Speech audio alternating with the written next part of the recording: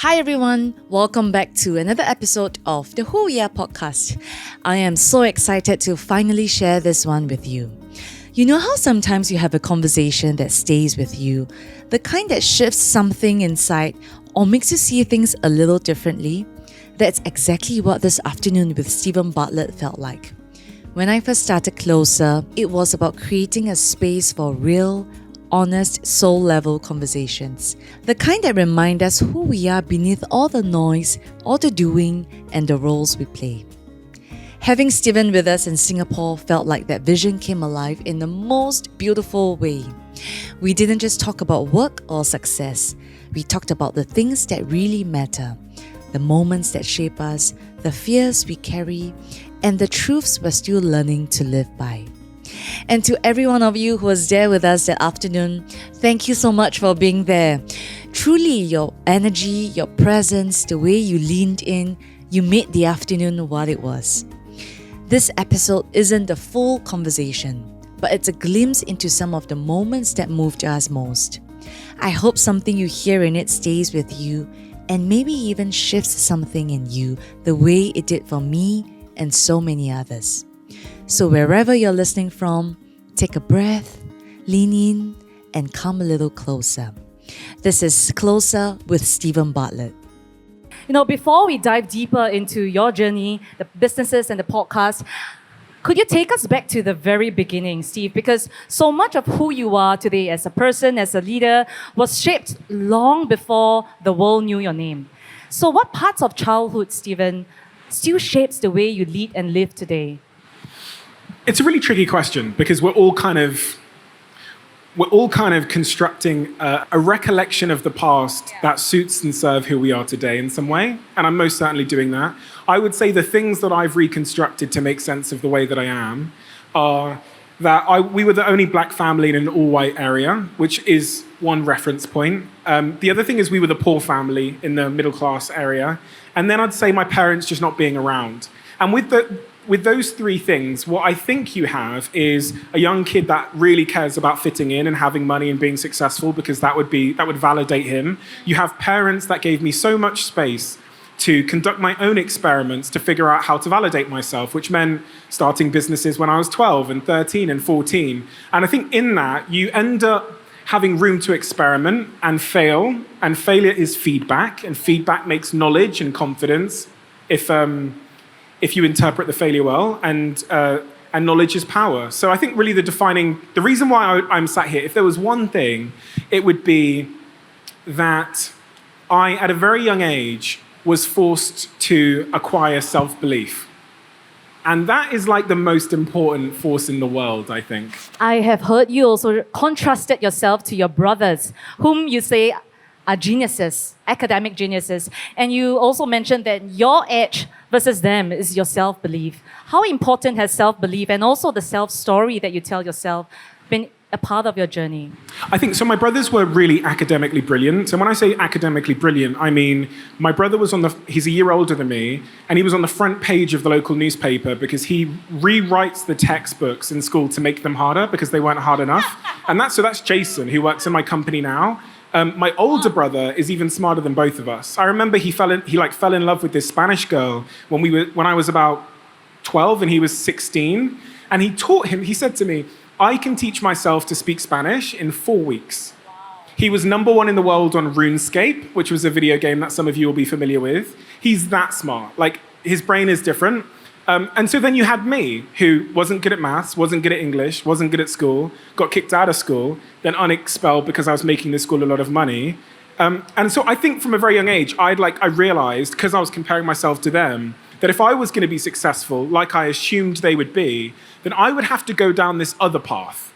Like, university wasn't going to do it because I wasn't good in school. There would have to be this other way of doing it. And for me, that became business. And I say self-belief is the most important thing because I think if you were really clear on how hard it is to be successful in something, if you weren't somewhat delusional, a rational person wouldn't try. And so I was irrational. And that's kind of the extreme side of self-belief. I remember being 14 years old and genuinely believing that if someone told me to get to the moon within a week, my default was there is a way. And I think like maths, English, I get it, it matters. But I think that macro tailwind of believing things are possible really can send you to incredible places. And you learn that by edging out of your zone of comfort. Everybody in this room right now is in a positive confidence reinforcing spiral or a negative confidence reinforcing spiral, where like you try something at 14, it kind of goes well and you get some positive feedback. So you're more likely to try things. And even if you don't do well in them, you'll interpret them more positively. And this starts this confidence spiral that goes up and up and up. The opposite is also true. You can find yourself having your confidence knocked at some point in your life by something or someone, which means you're less likely to raise your hand and try something, which means that even when you do, you're going to interpret that it went worse, and then this confidence spiral goes downwards. And talking about delusion earlier, do you think, entrepreneurs and founders tend to walk the fine line between vision and madness? How important do you think a healthy sense of delusion is for us as founders? Yeah, I no longer see it as delusion because I have realized this remarkable thing that the world is malleable, that you can bend it and you can play with it. And I've also now realized what it takes to do that. And it takes someone who, like a lot of this sounds a little bit cliche, but it first takes someone that believes that it is. So if you don't believe what I just said is true, forget it. Like if you don't believe that the world, your life, is malleable, you can kind of bend it in the way that you want to, forget it. Stop here and do whatever you were doing before. But if you accept that to be true, as I have realized now over the last 15 years, then one of the prerequisites of bending the world in whatever direction you want to bend it is in your heart of hearts, really wanting your life and the thing that you have in your mind to exist. And this is what people call passion. Really, really wanting it. Not you want to get paid or you want to be rich or you want Instagram followers, but the type of delusion that means that when your mother disowns you, like my mother did, or you're shoplifting food, like I was shoplifting food, you keep going. Rocky, I was just writing my book and I was writing the story of Sylvester Stallone. Do you know Sylvester Stallone? Yes. The actor, the famous actor. And I was reading the story that almost nobody knows about, which is in I think it was 1980, he was completely broke. And he was trying to be an actor and everybody was shutting him out. And at one point, he's so poor that he makes the unthinkable decision to sell his puppy. Now, he's in love with this puppy. His puppy's called Butkins. He makes the decision to sell his puppy. So he goes to a 7-Eleven superstore and stands outside the store until someone will buy his puppy off him for $40. He then goes home, and a couple of weeks later, he sat on his couch and he sees the Muhammad Ali fight with, I think it's called Ray Jr. back then. And so he sees the fight, it's this incredible fight. He writes a script for that fight, which we now know as Rocky, and he goes out and tries to get the movie studios to buy it, and they offer him $25,000. But he can't be the actor because he's got a drooping face and he's got a speech impediment. He says no. They offer him $50,000. He says no. They offer him $200,000. This is a guy that has no money and just sold his puppy. And he says no. He says, I want to be an actor. Eventually, one movie studio said, we'll give you $25,000, which is much less than others were offering, but we'll let you be an actor. And that film went on to gross $500 million and made him. And as I look through history, this is what you see. You see that the most successful people in our society, the people that I spend my time interviewing, at some point early in their journey, realized that dignity or embarrassment was less important than their dream, than who they wanted to be. And that is the life force energy. I think that's required to bend the world in the direction you want to bend it. And are you willing to do that? Are you willing to be embarrassed? And all of these early days also shaped and developed in you such drive, resilience. And I want to double click on your businesses. When you started Social Chain in 2014, and it grew to become one of Europe's biggest agencies and companies.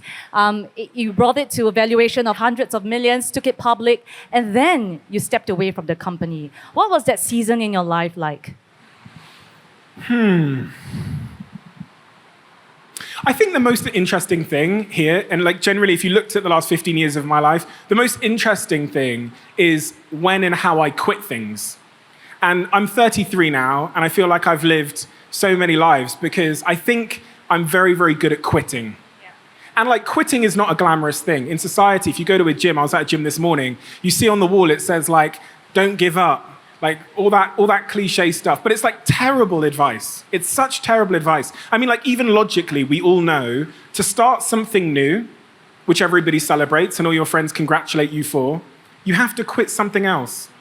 You can't start a new job until you've quit another job. You can't start a new marriage until you've left the last one. So I think quitting is actually a much harder skill, knowing when to quit. And stopped going to school when I realized that wasn't going to get me to where I wanted to go, which is why they kicked me out and then unexpelled me when I made the money. University lasted 1 day.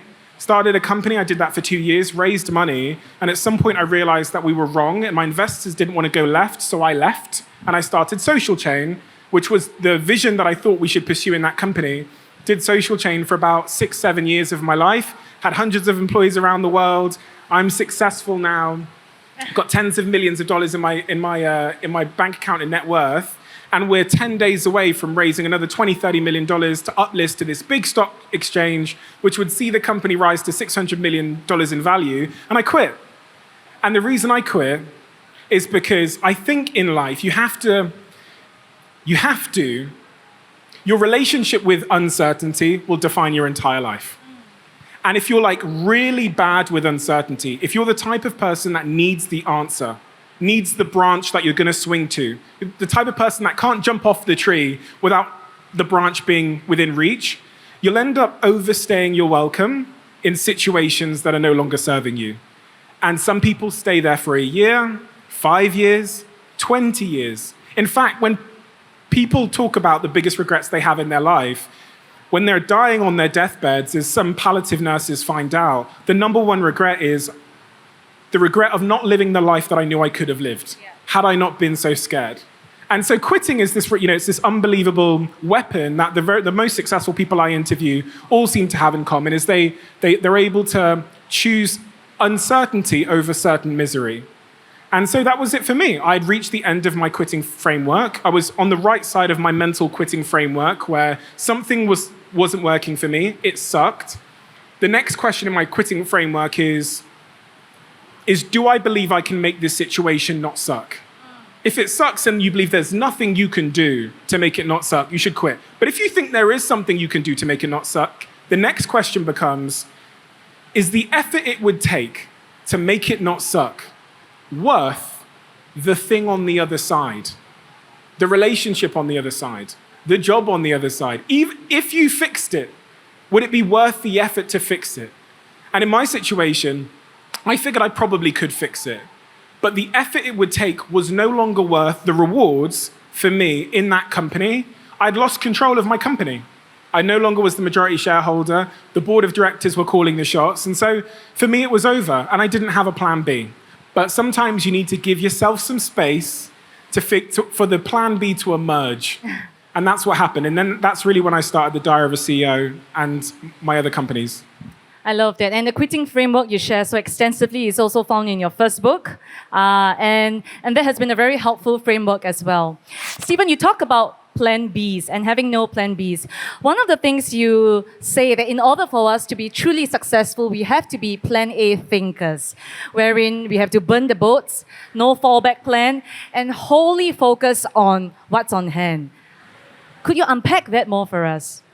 Yeah, I think the easiest way to unpack this is by telling you about a study that I read many years ago where they got two groups of students and they allowed one group of the students to think about other ways they could win the prize that they would get from completing a puzzle before they did the puzzle.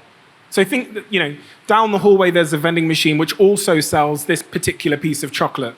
And then the other group, they didn't let them think about other ways they could get the reward. And all they did was time how long each group worked on the puzzle.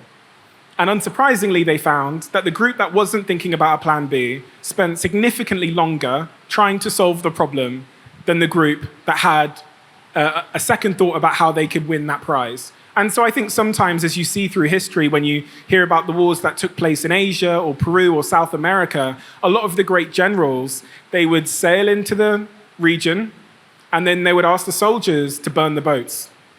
And they did that because they knew that if there's no way back, then all your energy is forward. And I think the same in my life. There's been so many occasions where I've made a decision to jump in a certain direction, like quitting university or quitting my companies, knowing that actually thinking through a plan B might not be the best thing for me, and that actually channeling all my force forward was the correct thing to do. You know, a lot of us think of growth and progress as working harder where we are. But you said that context matters more than skills, wherein a skill set can be worth $50 in one market, but millions in another. Why is that so? And how can we know as leaders whether we're playing in the right arena? Yeah, so it's just a realization that I had when I left my last company. So when I left Social Chain, and I had this set of skills. So I had these social media marketing skills. And with social media marketing skills, you can do many things. You can go in, sell Pepsi, or you can go and sell fashion dresses, etc. You can go and start an agency business. And then I went to this, a friend of mine called Christian was a biotech entrepreneur. And he did about 10 IPOs a year. And so he was IPOing a company that's the leading company in psychedelics. They use psychedelics to cure mental health disorders. And he brought me into his company because I was really curious about psychedelics. And when I told him about the skills that I had social media skills, I'm good at growing audiences and making content. He told me that those skills were unbelievably rare in biotech because it's basically all scientists. So when they made me the first offer to be a consultant, for 6 months, it was worth £8 million. And I had this wonderful realization because I obviously accepted the offer and worked on a tie up until the IPO. But even while I was at a tie, we were trying to hire writers that could write about what we were doing and for content on social media. And typically in my last business, a writer would be paid maybe, let's say on the top end, about $50,000. At a tie, we were paying writers $250,000. And this is because they had, what life ultimately rewards you for is really like two things. The first is, are your skills in the industry rare and complementary? And this is what we call skill stacking. So if you want to be the best lawyer in the world, you might think that the game is to learn more and more and more and more law. But that is not what's going to make you the best in the industry or the most valuable person. When you look through history, the people that built the most exceptional companies and had the most success, they had this interesting, rare and complementary stack of skills. If I think about Steve Jobs, he's the prime example. Yes, he's an entrepreneur, but he's not the best in the world. Yes, he's a visionary, one of the best in the world, but arguably not the best in the world. Yes, he understands computers, but not as good as Steve Wozniak. But then he also had this other interesting range of skills, like design and typography. And it just so happened, and I can see all the iPhones in the audience, it just so happened that what that industry valued that was rare and complementary was someone who knew this stuff, but also design and typography.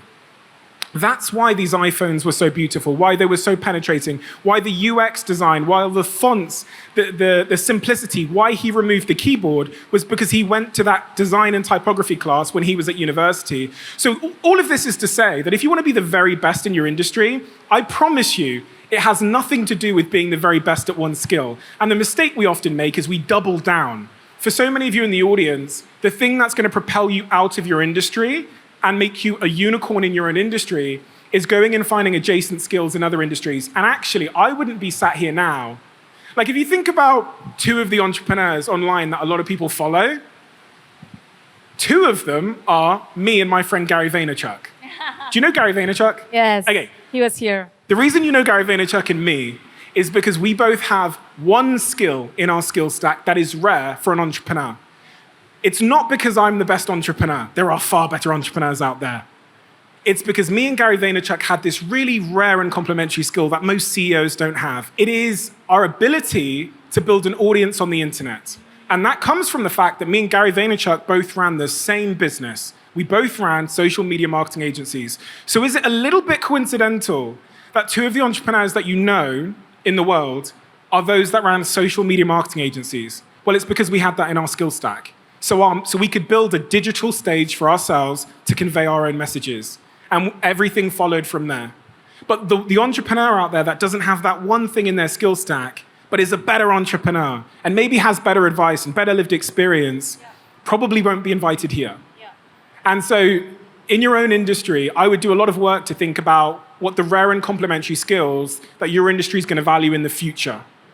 And it's not the obvious ones. Stephen, you have had the privilege of being on Dragon's Den as one of the dragons, and that is the Shark Tank of UK. You have also seen so many different founders, so many different pitches, and even you shared earlier, how you made a snap decision to invest in a business earlier. What do you look for when you are looking to invest? Is it the market? Is it the model? Or is it the psychology of the founder? So interestingly, I made a test, which I give to everybody who we hire, which is just 33 questions to answer. And I also use this test on founders. These 33 questions endeavor to figure out if you're aligned with me, but also I've had my best executives in my company take this test. It scores you out of 100, and my best performing executives all score over 50 out of 100. However, a member of the general public, how many people are here now? About 290. Okay, so 1 in 200 people scores above 50. So which means that there's one person, roughly, in this audience that would score above 50 and therefore be very aligned to me and my company culture. And some of the questions that it tests for is one of them I mentioned earlier, which is when things go bad, which is something you can guarantee is going to happen in business often. Whether you're an entrepreneur or working in a company, things are going to go bad. How do you respond? And the way that we test people on this is we put them into real life scenarios that have happened in our business, and we ask them to pick one of 4 options of how they would respond in that moment. And I know you think like people would know what to say, but the questions are really unobvious what the correct answer is. And are they multiple choice? Yeah. Okay. Wow. And so I'll give you an example of a question. You land into New York City and you're filming with a major podcast guest the next day. You don't have cameras. It's July 4th, and you didn't realize that on July 4th in America, all the shops are shut. What do you do? You need cameras. This major guest is coming tomorrow. What do you do? And the options are you can call the guest and ask them to bring cameras. You can not tell them and hope you'll figure it out and find a way. You can film it on an iPhone. And these are the kind of answers you give. And we ask, what would you do? And the correct answer in that situation, because it actually happened to us, is we'll figure it out and we'll find a way. And some people and so, or the 4th option is you cancel it. And surprisingly, the answers to that question are evenly distributed. About 30% of people would just cancel it. A smaller percentage of people would film it on an iPhone. Some people would ask the guest to bring their own cameras, which I think is embarrassing.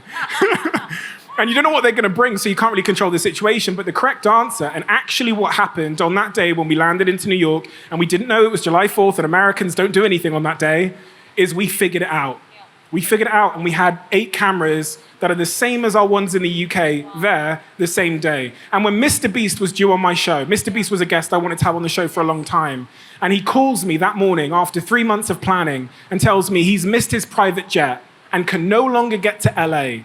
My team is so indoctrinated under this belief that no means figure out.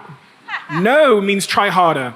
That Mr. Beast recorded the podcast with us that day. Wow. At 3 a.m. in the morning, but we figured it out.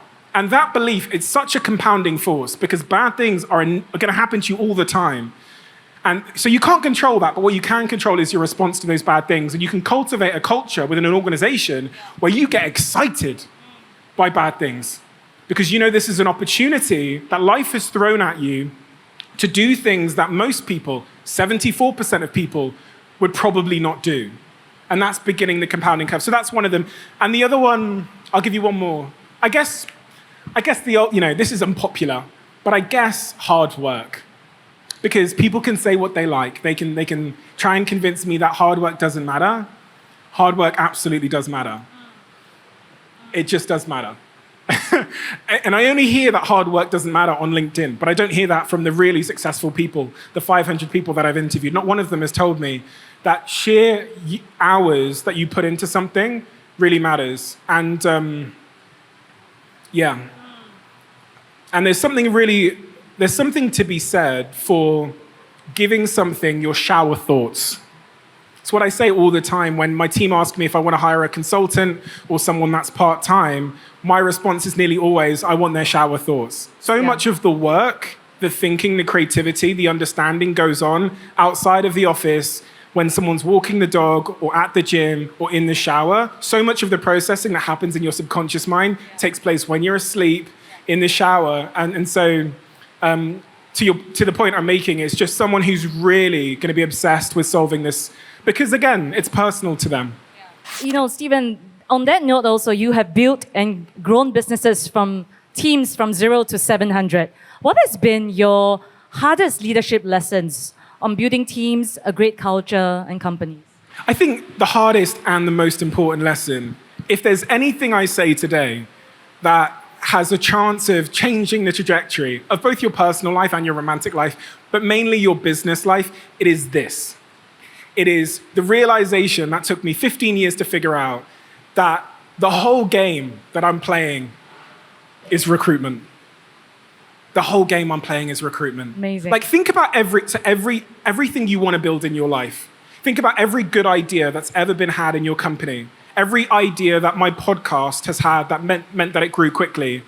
Where did it all come from? It came from a human's brain. Hiring and people is upstream from everything. But founders, remarkably in my portfolio, spend so long on their product. They spend so long on their marketing, on their ideas. They go to the office on Saturday and Sunday and think that's the way to win.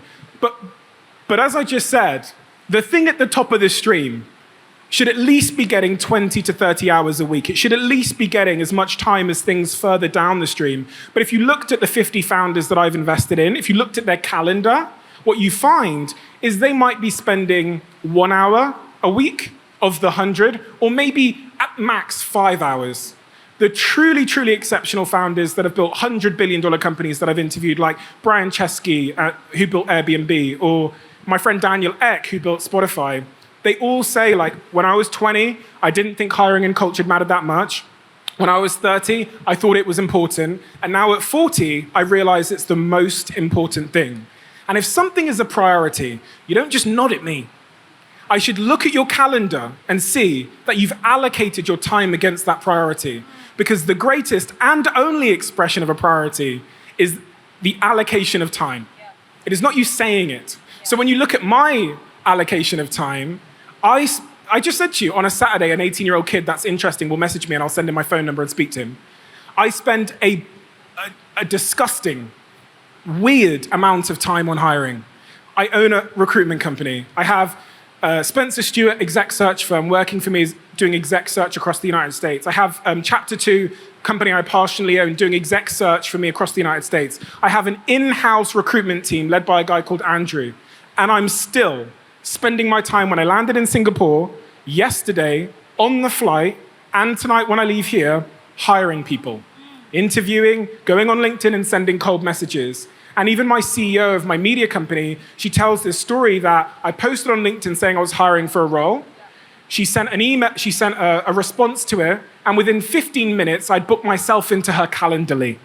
And she was like, it won't be him, he won't. And it was me. Of course it's fucking me. It's the most important thing. And there's so many secrets I have in business, like things that we do that give us like ridiculously unfair advantages that we found out that I would never tell an audience of people. Like there's so many things, but I'm so comfortable saying this to people because people just don't, even if you say it, they still end up hiring their friend Dave because Dave wants to work here. It's remarkable. Like I'll say this to my founders in my portfolio. I'll say, in 2 years from now, you're gonna come to me and you're gonna say I messed up. And the reason you messed up was because when it came to choosing who you were going to build this company with, you didn't aim high enough. You aimed at people that you could manage because they were younger than you and less experienced and you were a little bit insecure. And you're going to tell me in 2 years' time when we sit down that you regret that and it's caused you so many problems and that your business is on fire and now it's time to fix that. The right thing to do is to take a minute and think about who you want to join this company, like who you think could join this company, the caliber of person, and then burn that, throw it in the bin, and aim up there. Yeah. Go against your intuition. And this is like something that I've had to do even recently. I go against my own intuition. I think to myself, Stephen, you've been successful. People, listen to your podcast. I think you could hire someone there. And then I remind myself that historically, I've always aimed too low. Even when I've had great people, I should have aimed even higher. Someone once said to me, when you're making an offer or you're hiring someone, they should be so unbelievably good that you're holding yourself back from laughing at the fact that you're inviting them to join you on your mission. And that's what I did. So I'm building this new holding company now. We've raised $25 million at a $400 million valuation. And with this in mind, I went on LinkedIn and I was like, fuck it. I'll message the CEOs of the biggest companies in the world, asking them to leave those companies and come and join me. And so that's what I did. I just went down LinkedIn. I sent 20 messages to these names are laughable. Like the former CEO of TikTok, Kevin, got a DM from me. And most of them won't respond, but maybe one will. And I only need one. And so, and this is the game. The game is to aim way beyond where your gut tells you to aim in all facets, with your valuations, with the people you're hiring, and it will change your life. But this thing about hiring, the definition of the word company is group of people. That is what you're building, a group of people. Self-confidence is the collision of your current information with new information, one step outside of your zone of comfort. And I posted this video recently, which is a really nice metaphor for this, which is this video of an ant. And they put this ant on a piece of paper, and someone gets a biro and draws a circle around this ant. And for some reason, the ant won't leave the circle. Like, it won't run across the biro. And then they make it smaller and smaller, and the ant is trapped. And you can see, from your bird's eye view as a human, that circle is just a figment of the ant's imagination. That it's not trapped, it just thinks it is. And then there's another video, they do the same with this little spider. Put it on this piece of paper, draw a biro circle around it, and it thinks it's trapped. And then as they're making the biro circle smaller and smaller, you watch the spider just step over the biro accidentally because it's so small, and then it just runs off the page. And the guy's trying to trap it again, and it can never be trapped by biro ever again. It's realized that is just a figment of its imagination. And this goes to all of you and me, because you and me have both drawn imaginary circles around us based on our childhood or based on people like us and how far they tend to get, based on our parents and how far they've gotten.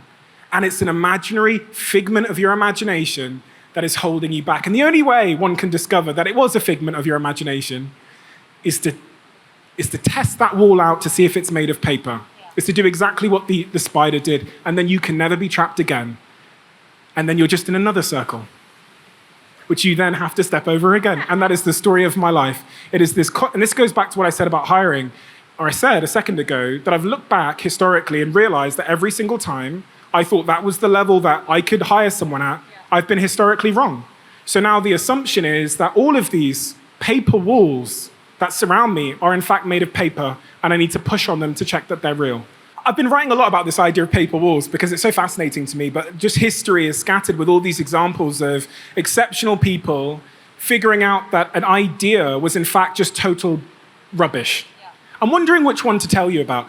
I think the founder of Zara is a good example, because in the fashion industry, there was basically one way to be successful. It was to basically be a mystic. It was to guess what fashion people wanted to wear, and then send it into production and wait 9 months and hope that by autumn, the thing you predicted was going to be in fashion. And then you have the founder of Zara come along and say, why? Why do we do it that way?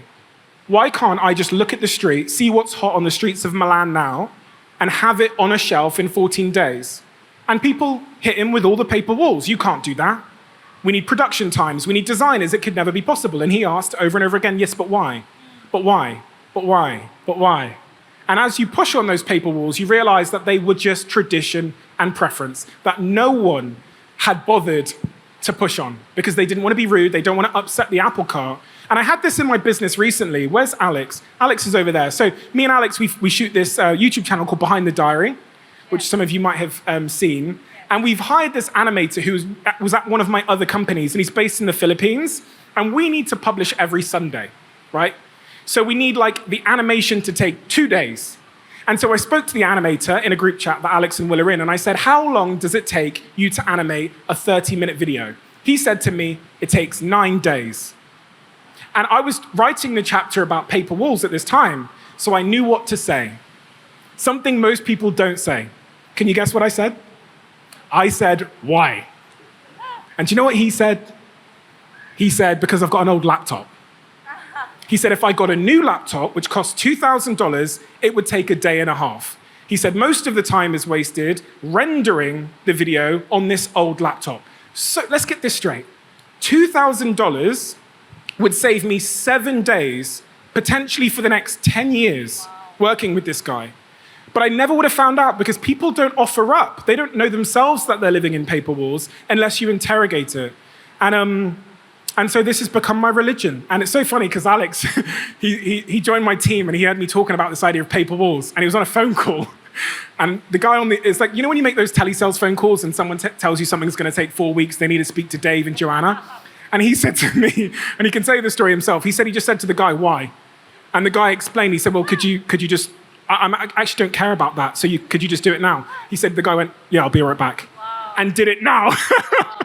And think about the time you can save across every area of your life, in your business, with your team, if you all have this culture of just assuming that the things you might be being told about delays and timelines and what is and what isn't possible might just be made of paper. You know, one of the questions that you shared that has been transformational for you, Stephen, is that what is the psychological discomfort that I'm avoiding? And that is, to me, interesting, thought-provoking, and very counterintuitive because it's not something we would naturally ask ourselves. Why has that question been so transformational for you? Do you know the answer? Well, I got it from Nia, so yeah, I stole it from his book.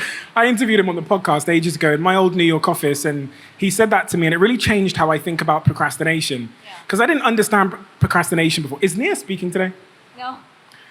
Nia, I feel like you should make this point. Can you come and make this point? Can you come and make the point? You're much better at speaking about procrastination. Why would I try and give it up on Eyal. All right, appreciate it. So this is super weird. I did not have this in my bingo card today when I came to hear you speak. So this is a paper wall right now, what I'm experiencing right now. You can't just come to an event to hear someone super famous speak and then he will call you to come up to speak. I did not plan on that. Let's see. So the root cause of procrastination, the root cause of distraction is not a moral failing. It's not some kind of flaw with your brain for the most part. Nothing is broken about you. But rather, distraction and procrastination begins from within. It's not just about our phones. It's not the pings, the dings, the rings. It turns out that distraction begins from what we call these internal triggers, these uncomfortable emotional states that we seek to escape. So boredom, loneliness, fatigue, uncertainty, anxiety, that is the source of over 90% of our distractions.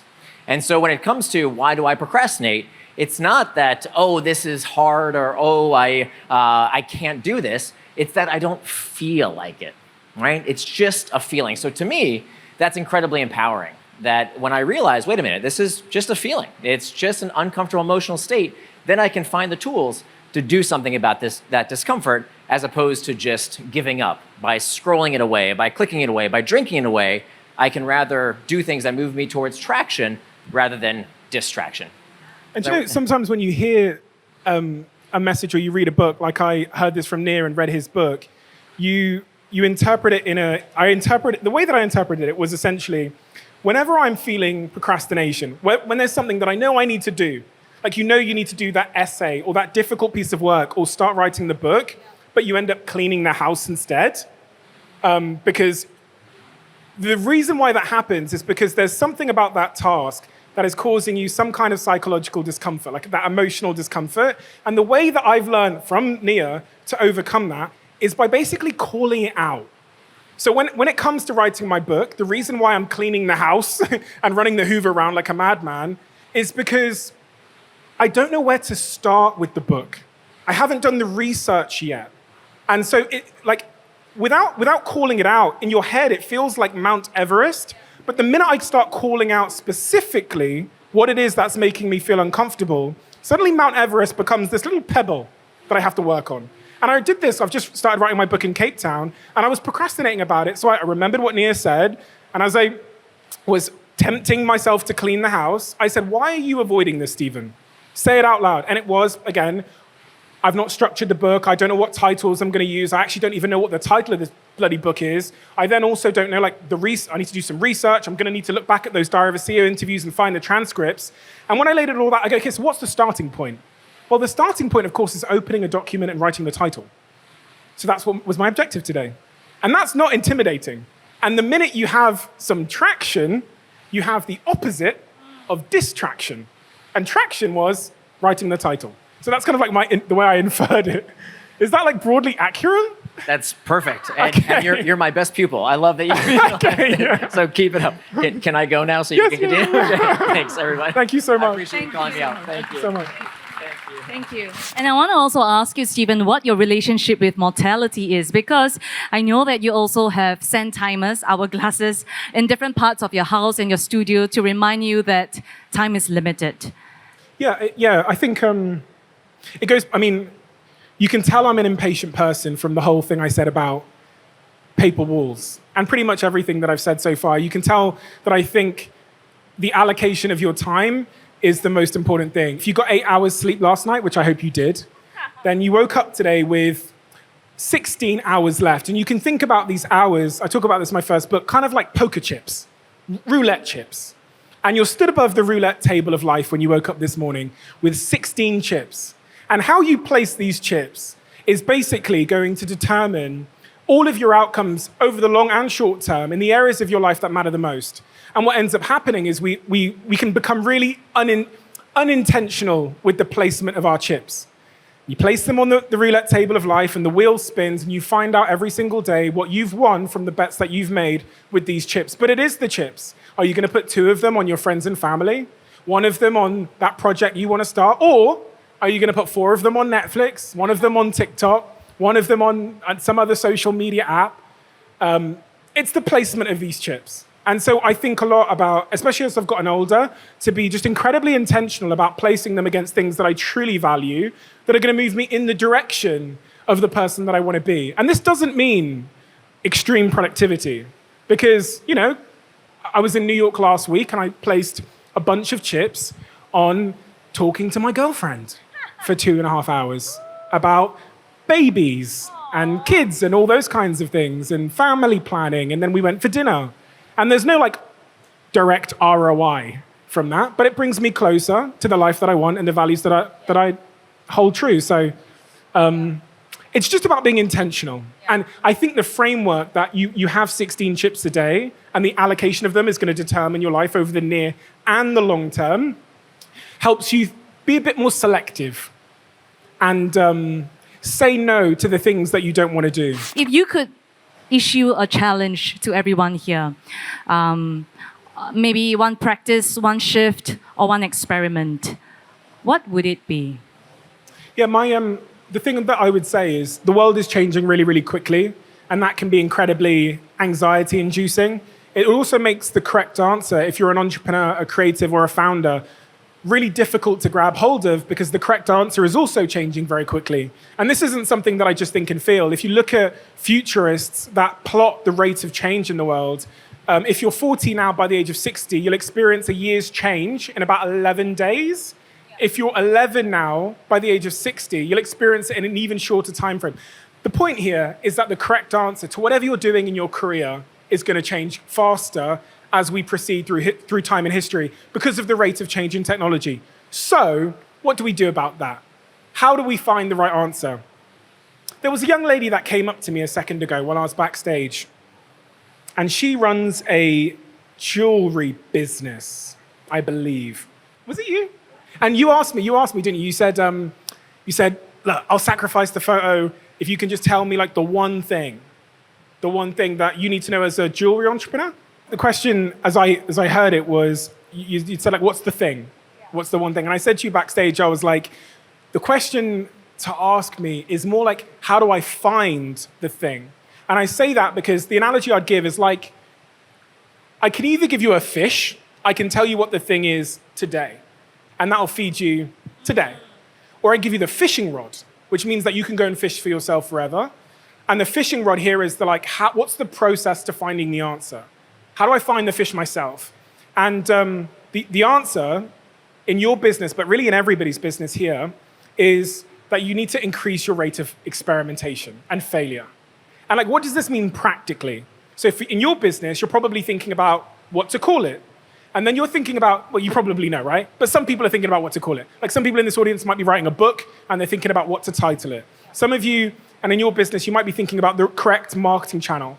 You might be thinking about the pieces to manufacture that will sell the best. You might even be thinking, do people want this at all? You have all of these questions.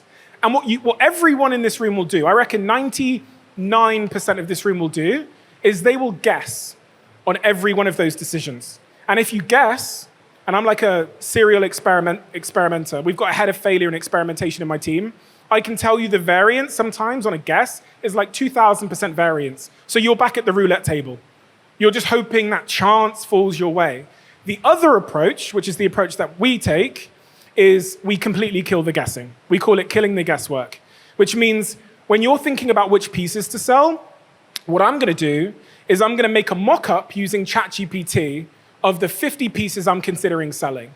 And then I'm going to put $2 behind each of them as ads. And I'm just going to see which ones people click the most. And when they click it, they're going to hit a waiting list that says coming soon, and I'm going to grab the email. And from that, I'm going to have 50 pieces of jewelry. And I'm going to have 5 of them, which people are clicking 500% more than these ones down the bottom, which I might have accidentally gone with if I was just guessing. And I'm going to do that same process across every decision.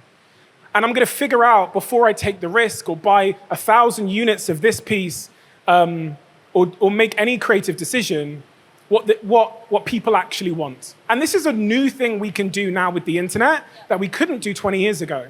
20 years ago, we couldn't. I test everything. There's like almost nothing. Even my book that I've just written in Cape Town, I knew 2 years ago what the title was based on the 100 tests we ran with fake books. And the variance between the worst performing topic and the best performing topic is about 1,500%. So because I ran a $100 test, theoretically, my book is going to sell 1,500% more copies than someone else who's just at the roulette table going with their vibes and romance. And that's really what it is at the end of the day. Like, people get really romantic and they get really attached to being right. I'm attached to winning. And they're different things. Wow. They're different things. If you're romantically, as a creative, attached to the thing being your way, good luck. You better be some genius or lucky. But even geniuses I know, if you think about their original idea for their business, whether it's Facebook or whether it's, Uber, their original ideas are so remarkably different to what they ended up making them a billionaire or super successful. They too have to have humility. So that's what would be my approach. And this is why in our team we have an experimentation and failure team. It's this presumption that I don't know the right answer. And that's why when people ask me, some of you might have been asking me questions in a second in the Q&A, specific tactical questions, I can give you an answer, but that's really not the way you should be thinking about it. You should be thinking about, like, what is the fishing rod? How do I continue to find this answer? And it is experimentation. Wow. All the great companies, Amazon, Jeff Bezos in his 2015 shareholder letter said Amazon just needs to be the best place on earth to fail. Booking.com, the hotel booking website, they used to argue about what the correct answer was. And then one of their employees came to a talk and saw a guy on stage talking about Microsoft and how at Microsoft they do experimentation. So he went back to Booking.com and built an experimentation platform where they could just test everything. And that is what they cite with being responsible for much of the success of Booking.com. And once you have this mindset shift, you realize that almost everything you're producing and building creatively can be tested in some way. And if you're in a team, installing that culture of experimentation is so amazing. I remember Will, who's in my team, he's 23, he's in the team for a couple of weeks, and when he's pitching me an idea for this YouTube channel, Behind the Diary, one of the episodes, he doesn't come to me and say, Steve, I think it should be this. He comes to me, 23 years old, because he's hung around us enough, and goes, Stephen, I've ran all the tests. First words out his mouth. I've ran all the tests. And here are the top 5 performers. Here are the top 5 performing titles. Here are the top 5 performing thumbnails. Here are the video assets that have performed the best. I think we should do that one, that one, that one, based on the test. And obviously in such a scenario, when he's got all the evidence, I say, yeah, I agree. Which makes his life easier too, because we don't have to get into the 6 months debate, which most companies get into and end up losing horrendous amounts of time. It's a mindset shift to just always assuming you don't have to guess. Wow. The most valuable mistake I think I've made is not firing someone fast enough. So hire slow, fire fast. Yeah, and I think we all know that in like you all work in a company probably, at least 90% of you work in a business. And if I asked you to think about anyone in your company, just think of one person in your head right now, anyone. And now ask yourself this question. If everybody in the business was like that person in terms of their attitude, their work ethic, their culture, would the overall standard of the company be maintained, raised, or lowered? Now, if it would be lowered, you must remove that person from the company. If it would be maintained, that's a case for potentially training someone. And if it would be raised, you should promote that person because culture trickles down and it's most contagious downwards. Now, the mistake I made earlier in my career was there was one particular individual who was not clearly bad enough to fire. And this is the problem with like B players in organizations. They're much worse than C players because it's harder to fire a B player. It's less obvious. And so you can kind of gaslight yourself. You can say, oh, maybe, you can listen to the words that, maybe. And you can spend years, as I did, kind of gaslighting yourself into thinking that maybe they'll figure it out or maybe they'll change. And it's the biggest cost in business. All the studies show that it only takes one bad apple to upset the basket, and that's the case in business. And A B bad apple. yeah, and it's actually the first time I experienced anxiety in my life. I was 25, and I realized after 2 years that I needed to have a really difficult conversation with this person. And I flew to America, took this person to a coffee shop in America. They were like, why are you in America? And they're like, why are we going for coffee? And I had a conversation with them and just said, it's just not working out. And they didn't take it well. And my other worry was that when I went back to the team, because this was the leader of the team are going to be destroyed and devastated and all this. I walked in, I told the team, they were like, oh, within 5 minutes, they're back to work. And then the next day, really interestingly, the junior manager, we all dress like this in my company, very casual. I mean, look at him. Like, he came in wearing a suit jacket. Wow.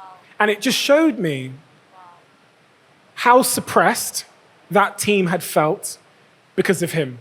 And he wore that suit jacket that day to sort of take his leadership and his power back. Wow. And it was just the biggest mistake I made was just not having the conversation sooner, in business and in life. Stephen, as we close off the session as well, and based on your whole journey, you've experienced the highest highs, the lowest lows, you've been through the different struggles, the different wins that you've had. What, in your opinion, Stephen, makes a well-lived life? And what are your final words for all of us here today? I think surprisingly, like almost nobody can tell you the answer. And this is maybe the great beauty of life is that like nobody can tell you how to live it. And actually, one of the ways to definitely live it wrong is to believe that someone can tell you how to live it well. Because you're not like me, and I'm not like you. You had a certain upbringing, you have certain DNA, certain markers and these little labels on your DNA that turn on and off based on your environment. You have certain trauma. You've seen certain things, which mean that there's a certain configuration of things that are going to make you happy, content, and fulfilled. And it's not the same for the person sat next to you or me. So the internet, your parents, me, I can't tell you how to live a good life. That has to be something that you figure out by tuning in to how you feel. And the problem is most of us have learnt not to listen to how we feel because often it's so in contrast to what the outside world is telling us. But if you think about what I said earlier about being a good quitter and my whole framework about something not feeling right and then asking myself those questions, probably much of the reason I'm sat here is because my compass has always been, how do I feel? I didn't like school.